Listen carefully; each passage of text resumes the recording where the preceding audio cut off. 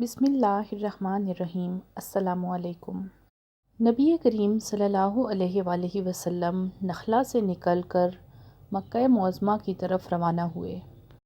آپ صلی اللہ علیہ وآلہ وسلم کو اللہ تعالیٰ کی طرف سے کشادگی اور فراغی کی امید تھی، چنانچہ آپ صلی اللہ علیہ وآلہ وسلم مکہ معظمہ تشریف لائے اور مسجد حرام میں داخل ہوئے، خانہ کعبہ کا طواف کیا، اس کے بعد 2 رکعت نماز ادا کی، پھر گھر تشریف لے گئے۔ رسول اللہ صلی اللہ علیہ وآلہ وسلم کا معمول تھا کہ جب حج کا زمانہ آتا اور قبائل عرب مکہ معظمہ کا رخ کرتے تو آپ صلی اللہ علیہ وآلہ وسلم ایک ایک قبیلے کے پاس جاتے اور اسلام کی دعوت دیتے، میلوں میں جا کر بھی وعظ فرماتے۔ طائف سے واپس آ کر آپ صلی اللہ علیہ وآلہ وسلم نے تبلیغی سرگرمیوں کا دائرہ وسیع فرما دیا۔ آپ صلی اللہ علیہ وآلہ وسلم مختلف قبائل کے محلوں میں جاتے، مکہ سے باہر بھی تشریف لے جاتے اور جب نہ جا پاتے تو راستوں میں کھڑے ہو جاتے، جو مسافر بھی مل جاتا اسے اللہ کا پیغام سناتے۔ نبی کریم صلی اللہ علیہ وآلہ وسلم کی کوششوں سے جہاں عام آدمیوں نے اسلام قبول کیا، وہیں قبائل کے سردار بھی اس رحمت سے مستفیض ہوئے۔ نبوت کے 11ویں سال حج کے موسم میں اسلام کو چند کارآمد بیج مل گئے اور دیکھتے ہی دیکھتے سرسبز و شاداب درخت بن گئے۔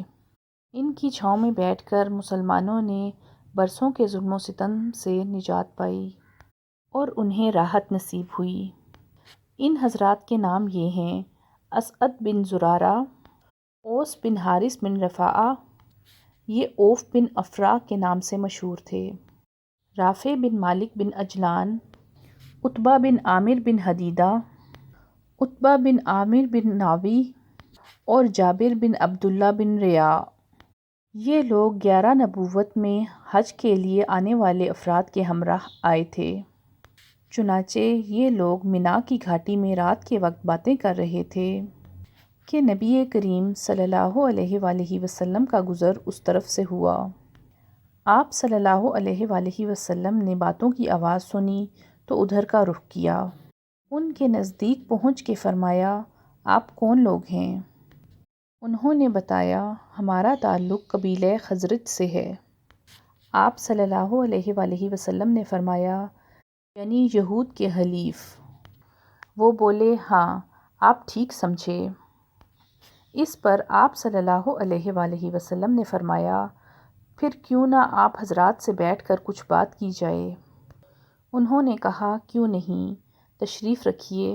چنانچہ آپ صلی اللہ علیہ وآلہ وسلم ان کے پاس بیٹھ گئے اور ان پر اسلام کی حقیقت واضح کی، قرآن پاک کی تلاوت فرمائی اور اللہ عز و جل کی طرف دعوت حق دی۔ اس پر یہ لوگ آپس میں باتیں کرنے لگے کہ یہ تو وہی نبی معلوم ہوتے ہیں جن کے بارے میں یہود تمہیں دھمکیاں دیتے ہیں، کہیں وہ اسلام لانے میں پہل نہ کر جائیں۔ چنانچہ ان لوگوں نے فوراً اسلام قبول کر لیا۔ پھر ان لوگوں نے کہا: ہم اپنی قوم کو ایسی حالت میں چھوڑ کر آئے ہیں کہ کسی اور قوم میں ان جیسی دشمنی نہیں ہے۔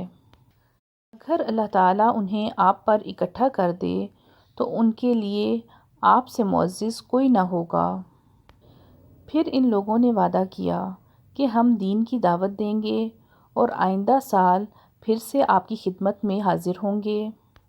یہ لوگ جب مدینہ واپس گئے تو اپنے ساتھ حق کا پیغام بھی لے کر گئے، چنانچہ وہاں گھر گھر اسلام کا چرچا ہونے لگا۔ اسی سال رسول اللہ صلی اللہ علیہ وآلہ وسلم نے شوال کے مہینے میں سیدہ عائشہ رضی اللہ تعالیٰ عنہا سے نکاح فرمایا، لیکن رخصتی ہجرت مدینہ کے بعد ہوئی۔ نبوت کے 12ویں سال اللہ تعالیٰ نے نبی کریم صلی اللہ علیہ وآلہ وسلم کو معراج کروائی۔ اس کا ذکر قرآن پاک میں یوں آتا ہے: پاک ہے وہ ذات جس نے اپنے بندے کو راتوں رات مسجد حرام سے مسجد اقصیٰ تک کی سیر کرائی، جس کے گرد ہم نے برکت دے رکھی ہے تاکہ اسے ہم اپنی نشانیاں دکھائیں۔